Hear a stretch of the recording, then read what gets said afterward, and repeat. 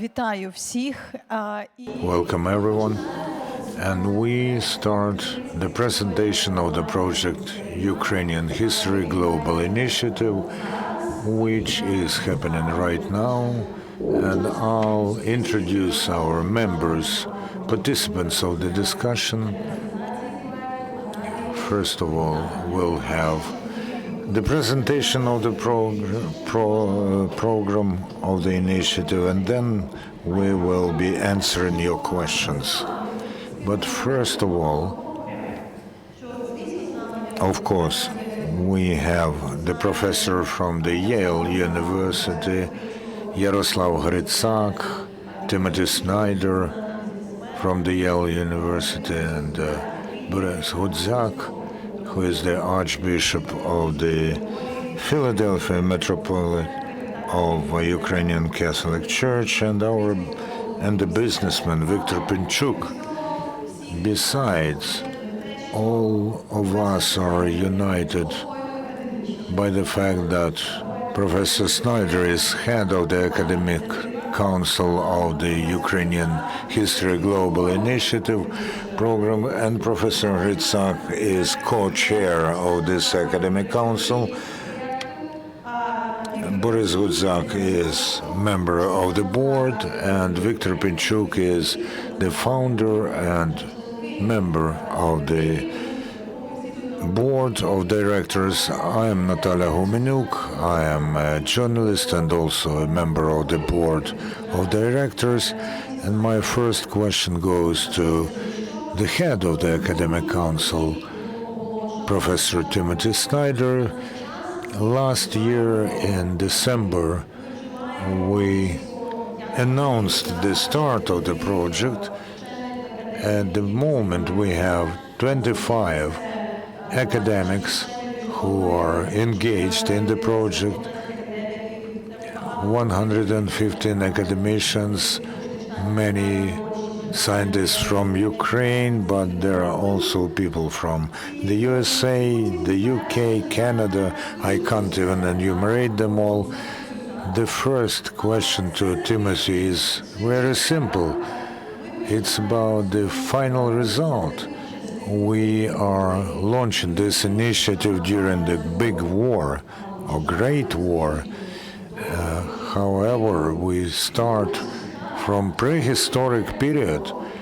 Why is there the need to study prehistory? Well, first of all, thank you very much for being here. It's an incredible pleasure for me to be able to start this project. As Natalia has told you, we've been working on this for quite some time with our academic team and our management and our superb management team.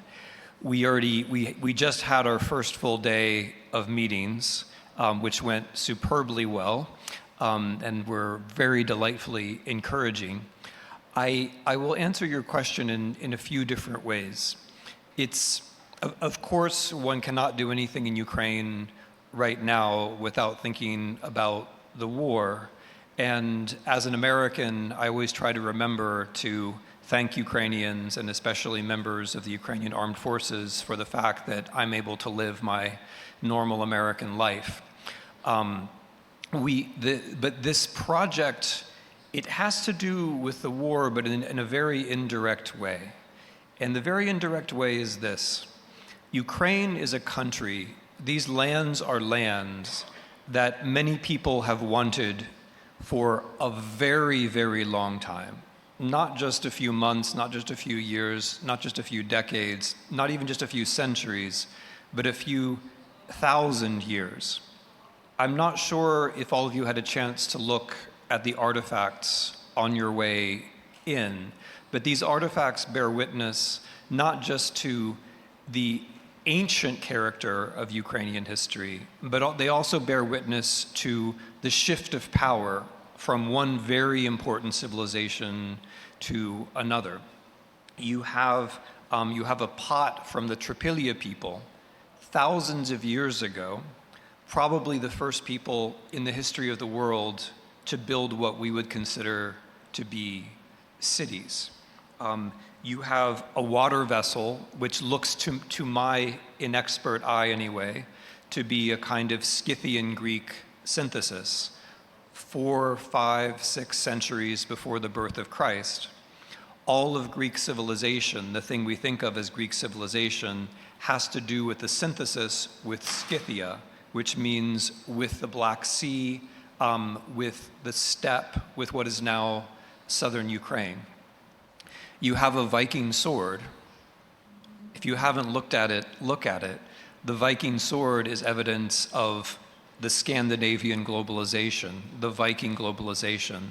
The Vikings were in Africa, in North America, in Europe, and in Asia, but their most important achievement might well have been the conquest and the reconstruction of Kyiv in the beginning of a state, which you all learned about in school. You have a sword here, you have a cross, which might have something to do with the origins of Christianity. It might. Or it might be the booty that some of those pagan Vikings seized, for example, Yaroslav and his adventures in the Balkans. The Ukrainian history is not just ancient. Ukrainian history reveals to us a richness of resources and also a richness of civilization, which in various ways drives the movement of peoples and unfortunately recently can drive colonialism, imperialism, and war. So thinking about the war can help us think about ancient history. But what I want to make very clear, and this is the last thing I want to say, is that we're not doing this because of the war. We're doing this because I have the idea that Ukraine has the most interesting history in the world. And we're doing this because Mr. Pinchuk had the idea that we should do ancient Ukrainian history. And I spent a couple of years trying to explain to him how hard it was going to be, that you'd have to recruit about 100 people, that you would have to arrange meeting after meeting of cooperation, that you would have to have a huge amount of institutional background. But eventually he convinced me. His idea was always a good one, but it's the institution and the work which had to be done. And that work has all now been done. So we're not doing this because of the war. And in a way, what we're trying to do is to give scholars, most of them Ukrainian scholars, a bit of peace, a chance to do their work, a chance to advance their careers, a chance to do something interesting, a chance to meet other Ukrainian scholars and international scholars. And that chance for individual researchers is part of what I think of as a larger chance. Sometimes when things are going very badly, opportunities open to do things in a new way. Sometimes when matters are desperate, you're able to innovate in a way that you might not otherwise be able to innovate. This thing that we're trying to do, this Ukrainian History Global Initiative, is a huge innovation. We're using a huge amount of modern technology. We're bringing a huge number of people from different disciplines. We're arranging contacts across disciplines and fields.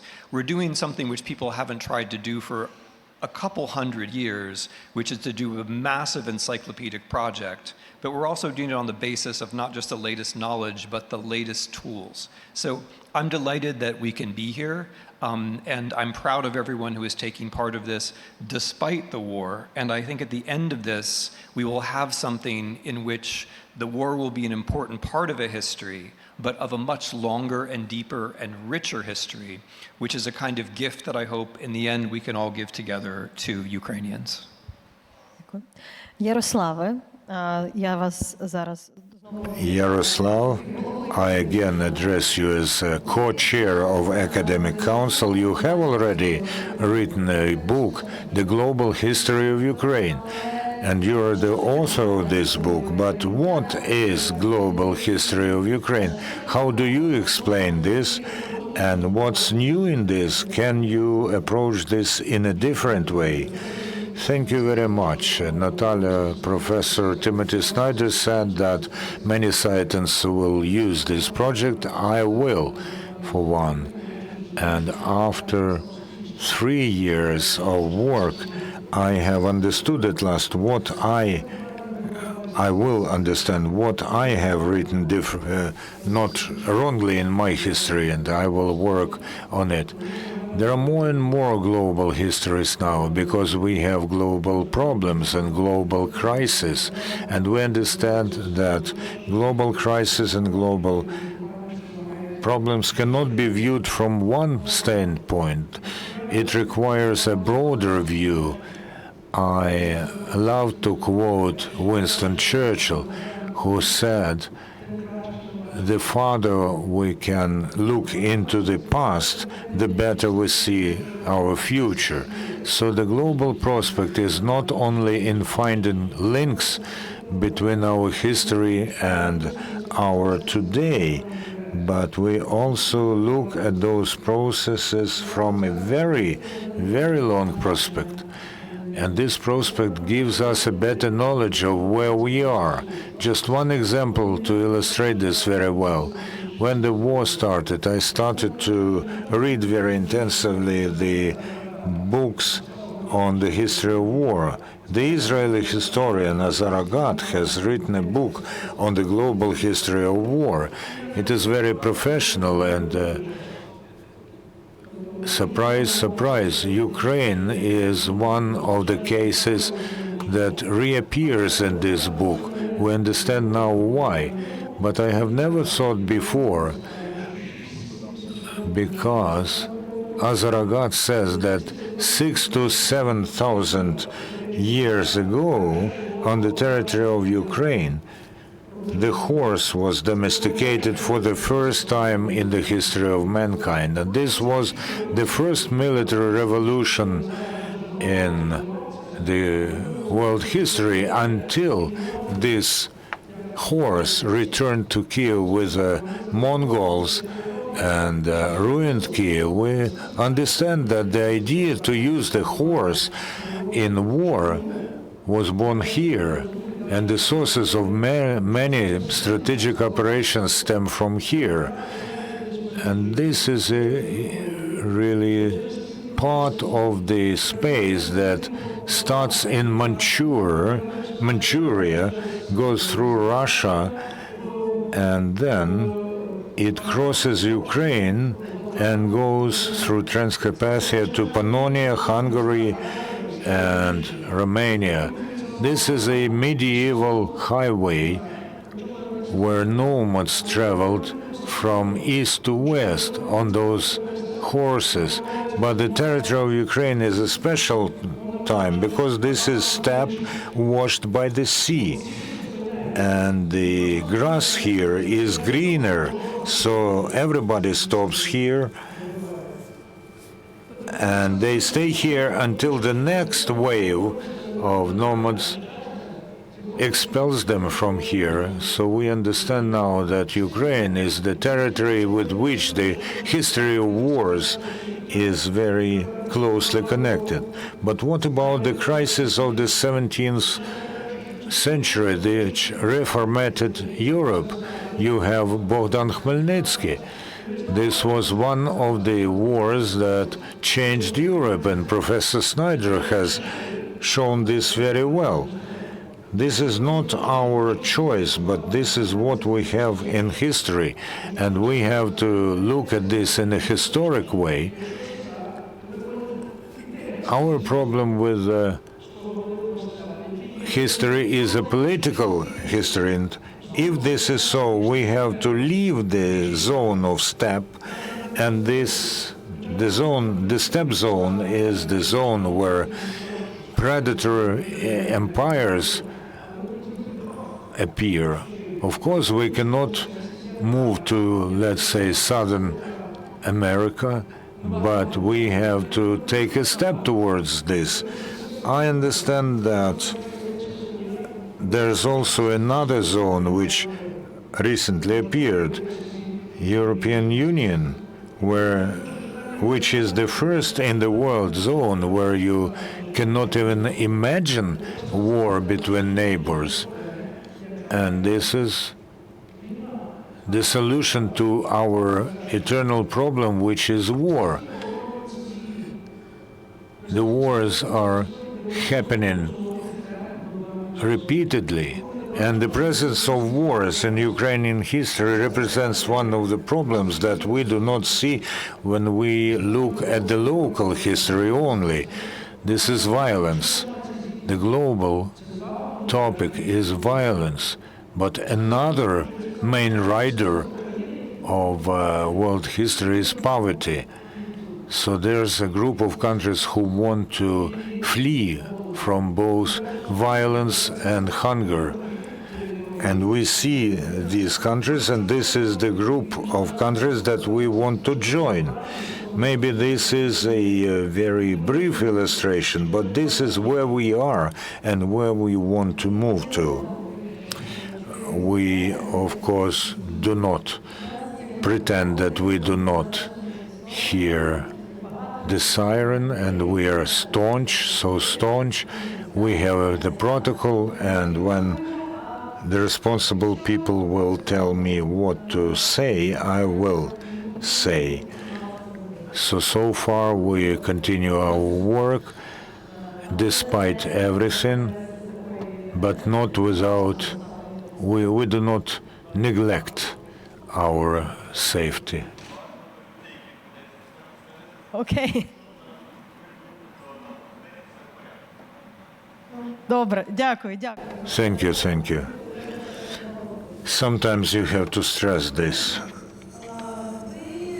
Your beatitude. Not everyone knows that you have defended your thesis in Harvard, and you are a historian, and your presence in this project is very organic. But yes, you are a member of the board of directors, but many people would think that it's about the history of church. But as far as I know, you're interested not only in this, but in the history of spirituality. What is this, and what are you striving at? I think that it's a great honor to me to take part in this project, because I have gone through the unique historical school, and most of these duties to a certain extent have been left in my past. I'm not a practicing historian, which I would like to be, but this project gives me an opportunity to meet this cohort of Ukrainian and international researchers, scientists who have been specifically selected and who are characterized with their deep expertise. History is both science and art. It uses microscopic, objective, precise research of sources, archaeological finds, individual artifacts, now sound and video recordings, in order to understand, to fathom a person, a human being, the trajectory of the development of life and history. So I'm interested mostly in senses. We cannot fathom the senses unless we see specific contexts, both economic and social and military, political processes. However, for me, especially interesting is the significance and priorities of life and world outlooks of people who lived in this land, those who are to some extent our ancestors, and who, I think, not less than you and I, wanted to live. They wanted to be happy. They wanted to have children and beauty. How this was happening? What were those priorities? How they measured their time? How they regarded eternity? What was life and what was death for them? This is especially interesting for me. So this is an interdisciplinary project that provides an opportunity to regard the past from different prospects. It opens these views to us. Let's see, we will see. This is just the beginning of the project. And as Professor Snyder said, we had a very fruitful day today, the day of, I would say, critical symphony. Historians, researchers who are not devoid of ambitions, they do compete for positions and titles when they are members of one faculty. They are not very noble always in this, not very friendly always. But today I'm pleased to share with you that this aspect is still present and it grows. And this is a spiritual quality for which I value this project.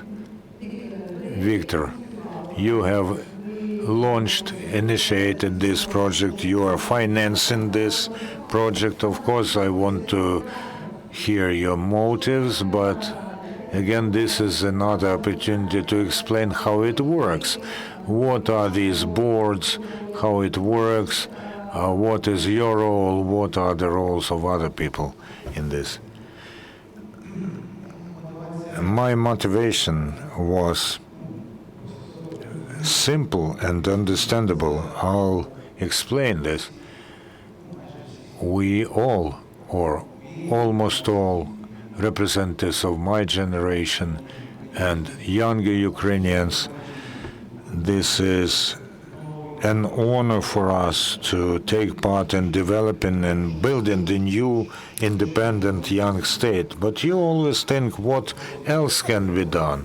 And when in 2004 I launched the Yalta European Strategy, we were first inviting outstanding politicians from all over the world so that they tell us Ukrainians about the world, about values, about the West. But then I understood this was not enough, so that they only tell us. Then we started to invite outstanding economists, different laureates who were telling us about their slant, and it was a bit deeper. But then we understood that this was not enough as well. When we understood that we have to we need historians and psychologists because it's all about people.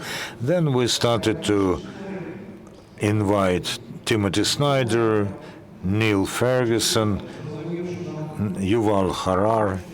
I was reading books and I understood that there should be something interdisciplinary, unique, and very innovative. And this idea dawned on me.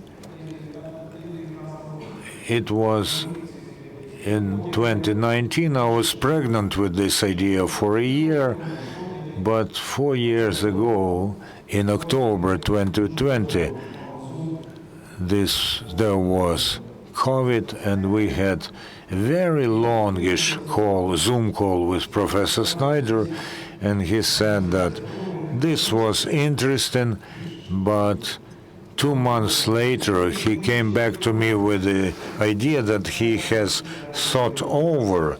So we were, for 2 years, we were like, yes, no, and the consensus was that this should be independent. So we launched this project. I think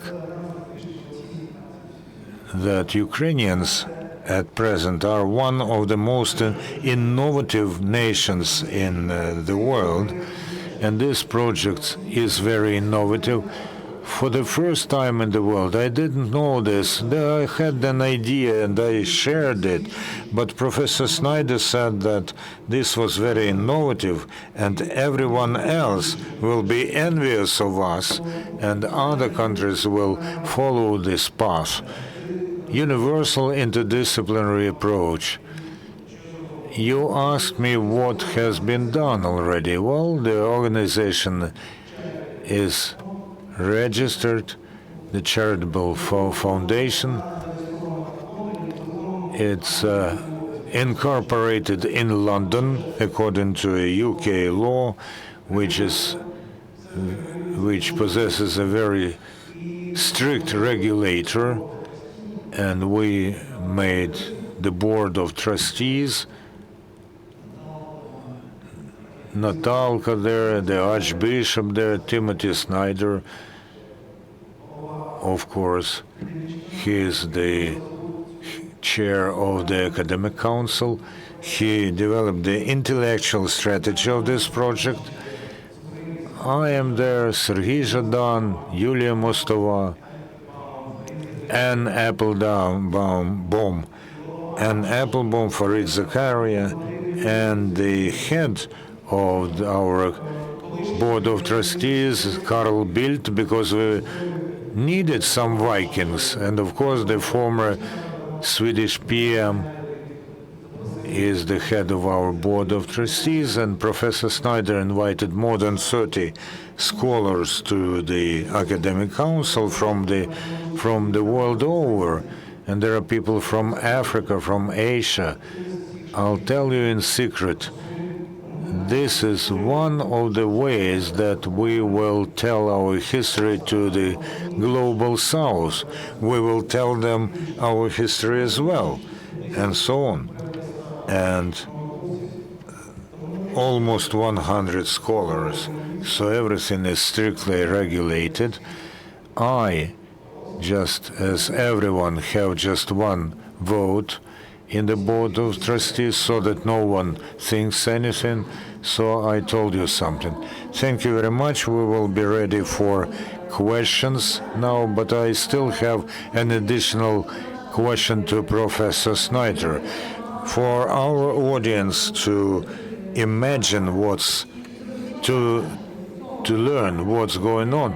I was present during the seminars, and I understood in a better way that this is not just chronology where everyone learns their own piece, but there are also topics on the beauty in Kyiv, Rus, and about society, about environment.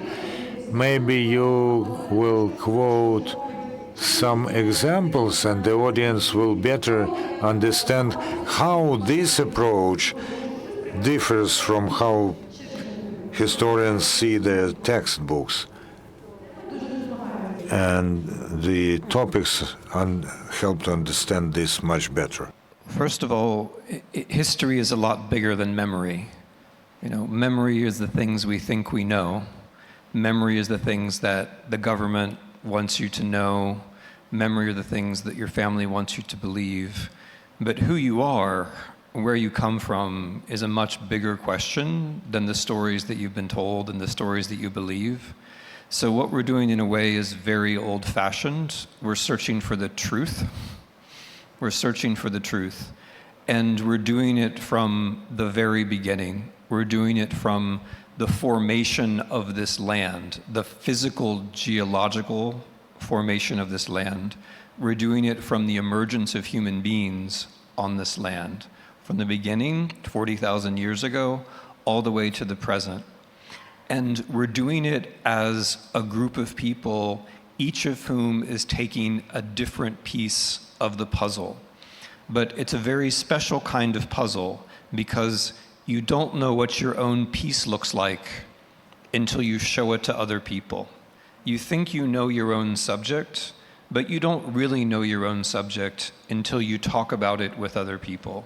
Historians very often work alone, and we have to, and that's important. But an essential part of what we're trying to do is to make contact with people from other countries, in other disciplines, in other periods, with other subjects, to make sure that our piece of the puzzle is what we think our piece of the puzzle is. And then we can start seeing where the piece fits, how an entire history of Ukraine would look. And there's a richness here, which I'll put it directly because I'm not Ukrainian. There's a richness here that not every country has. There's a complexity and a multiplicity of sources that not every country has. And when we take the richness of themes, the themes having to do with your Black Earth, the themes having to do with your Black Sea, the themes having to do with the great civilizations that have passed through here, the themes having to do with nomads and empires, the themes having to do with languages, the themes having to do with cultures, the themes having to do with nations. When we put all of those things together, when people find out what their piece of the puzzle is, and we assemble that whole puzzle, I think we'll have something which is both beautiful and new. And the nice thing about starting today is that it's absolutely true that we're beginning to see what our pieces are and how they begin to fit together. Natalia Gumenyuk is working on the period since 2022. She had to sit in a room with people who are working on periods hundreds or thousands of years earlier. And it works, and it works. And if we can keep making this work, we're going to do something here in Kyiv that no one else is doing, and that will become a model for other people around the world. So, я використала всі свої привілеї і ми чекаємо на ваші запитання. Піднімайте руки швиденько. Ну, давайте. Understand that I've already exhausted my shopping list of questions. Time for you to stand up and confront our panelists with theirs. First of all, let me appreciate all the speakers. I am honored. I am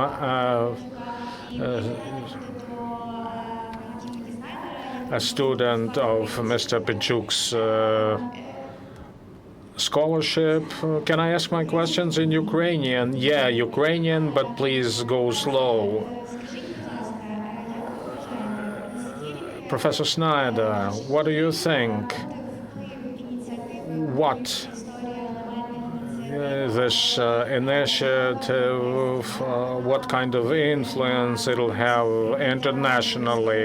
How do you think it'll change the way Ukrainian history is perceived by others, debunking myths? Or any further questions? Yes. We don't have a lot of time, so. Thank you. Yeah, Simon Schuster, Time Magazine. I have a very similar question to the last one, but maybe a bit more specific. I do want to understand the motivation, what's driving the initiative, and how, to what extent it's connected to Russian attempts to corrupt history and historical memory in its effort to justify the invasion and the war. So to what extent is the initiative reacting to those efforts, including by Putin, to corrupt history? Thank you. Okay, Simon, I cannot tell you how bored I am, how bored, like as a human being, how bored I am by Putin's political myth. If dealing with Putin's political myth, if you're a historian, it's like you're a doctor and they invite you to a wax museum.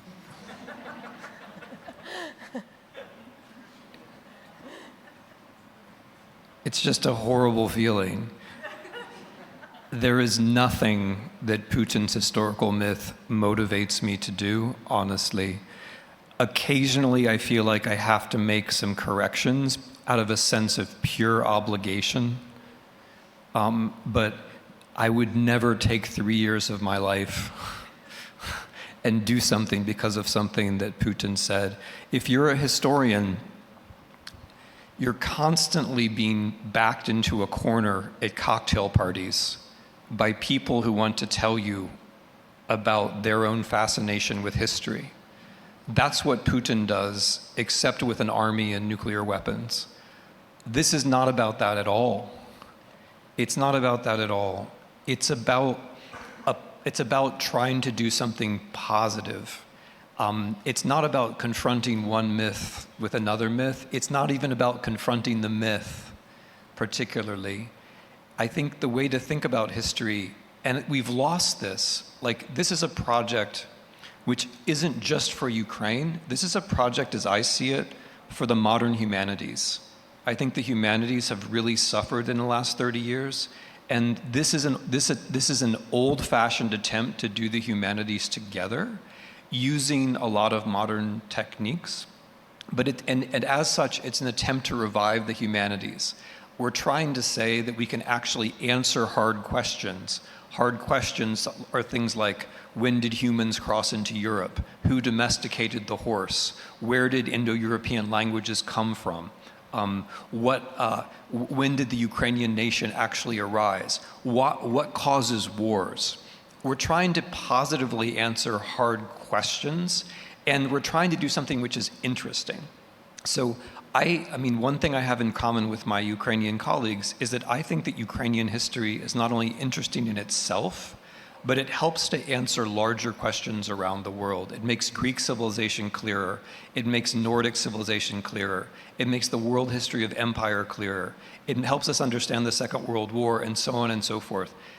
That's why I'm doing this, and I did this by myself for quite a long time. We've got a full room here, and and this very nice. But for a very long time, I was doing this by myself because I think it's interesting and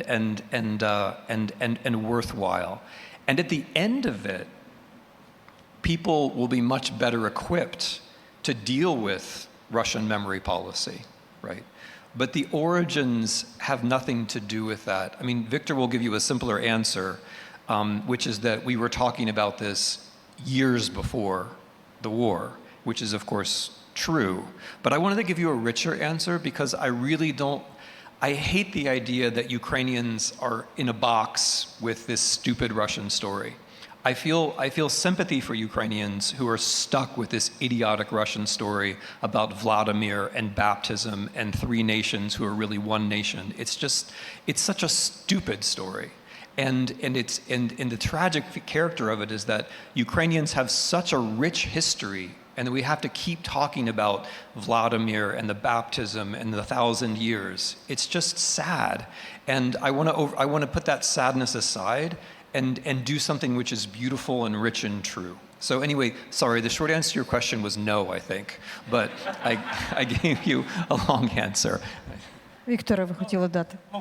I wanted to say something, but Professor Snyder say no in so beautiful and convincing way that for me nothing to add. Just really, we started just a few years earlier, and probably was something in common because we started because we know and understand that Ukrainians have beautiful, very inspirational history and story, and for Russian dictator, probably he feels this is one of his main threat, our story and our history. And maybe we have the similar reason why we started. We love this story and he hates this story. Маємо But we питання. started early. Маємо питання там. І ще We have another question coming our way. Yes. A question from Mr. Pinchuk. In the States, sir, we see Israel is failing to tell their story, which incited a wave of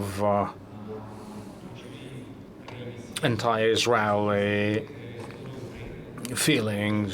Do you think that we'd be able to tell our story so that to attract support for decades to go? Well, this is probably one of the key intents behind this project. History, after all, has some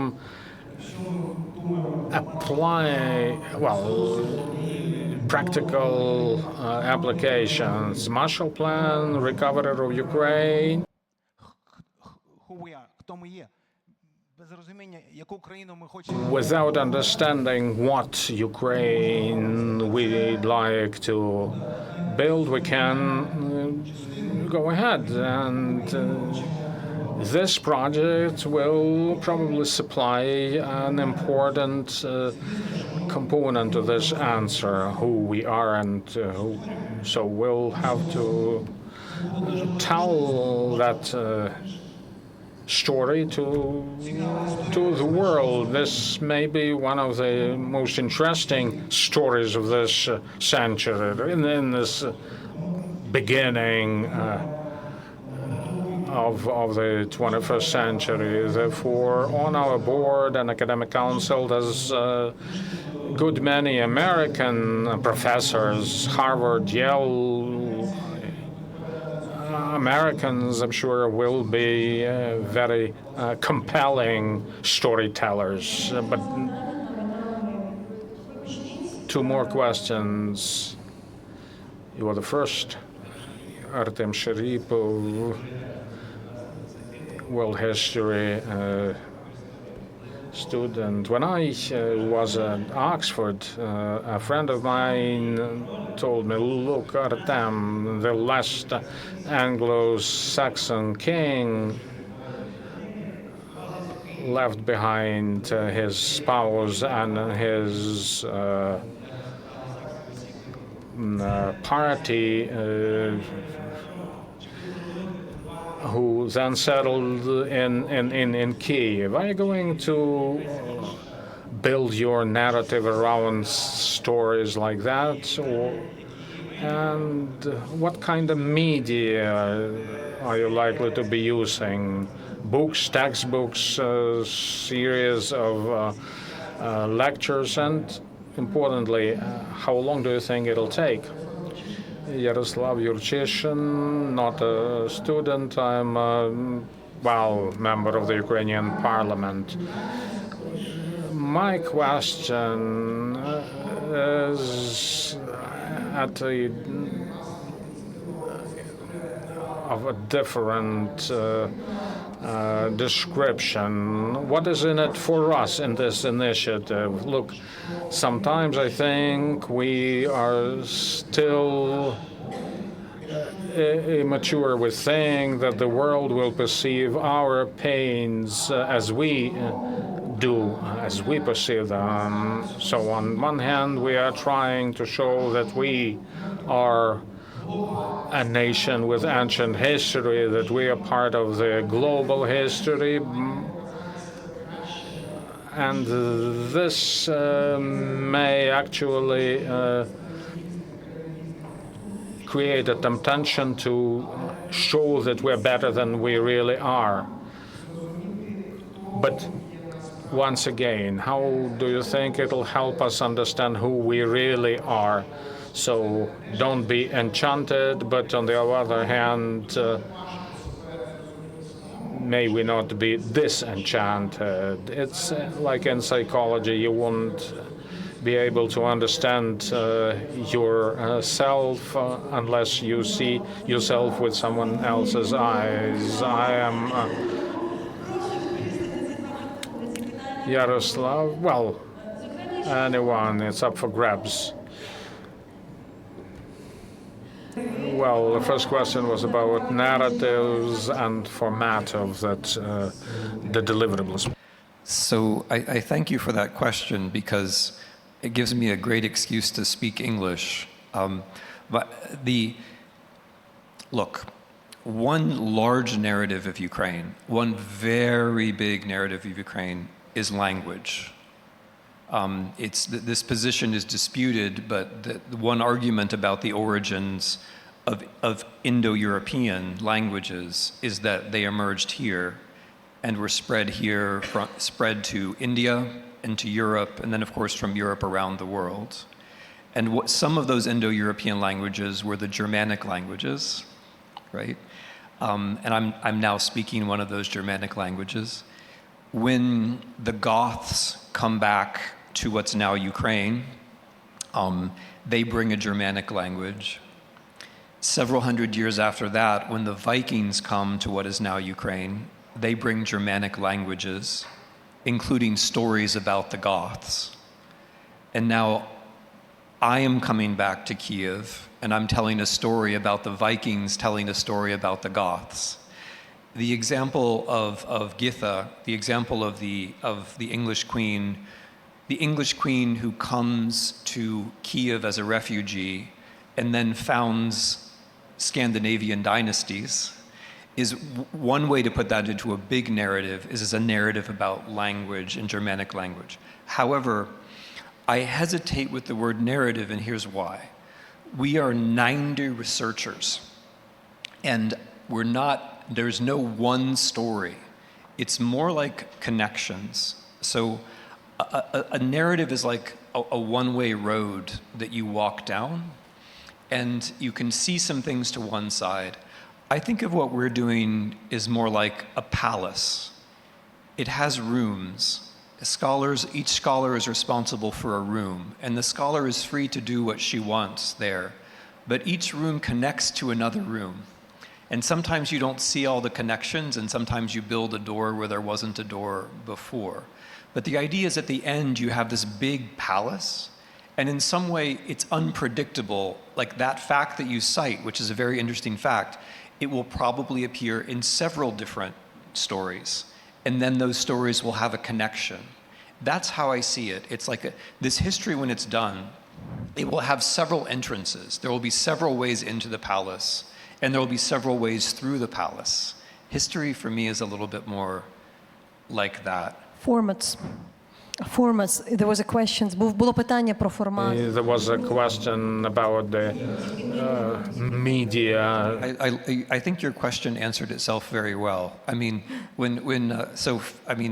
я зрозумів, що стипендіум є про це, як ставити питання. So your question in a way answered itself. Like you use memory to tell yourself like that you're better than people around you, and then you use it in foreign policy, etc. But I think the truth is that when you know who you are really, that is itself a strength. And you don't have to tell people that the Tripilia were really old. You don't have to tell anyone about it, because in a way you've figured it out yourself, and it's more about that subjectivity, about like the ahenstvo, it's more about that. The format will be, first of all, I want to say that about the world, this is an international process. We're bringing lots of people to Ukraine. We're going to hold 100, 200 workshops. This project itself is going to be an international force. Today is the first of many, many, many, many conversations. But the idea is, and this goes back a bit to your question about stereotypes, the idea is that in the end, we will have a 3 million word long encyclopedia, free and available to everyone in the world on the internet, in the Ukrainian and in the English languages, with all of our chapters together, linked one to the other, so that when you start with one subject, you can then jump to another subject and keep going and keep going. That will be one output. Another output will be a big, thick book for scholars. And then another output will be a thinner book for regular people. And I want to stress that whatever else happened, whatever the outputs are, this is public history. We are going to strain ourselves to write in a way that people can understand, that a high school student can understand, that anyone who wants to know what Rus was or who the Cossacks were can go and they can read our chapter and understand. We're scholars working hard to make connections, but at the end of the day, the history is supposed to belong to Ukrainians and to belong to everyone else. So we're going to make it public. Ми завершили частину з питаннями. Ми навіть трошки перебрали час, але Well, we have exhausted the key topics, key questions, but the discussion is ongoing. So if you have any questions you wanted to ask but never did, could be asked later on. Mr. Hrytsak will be moderating our next discussion. Keep watching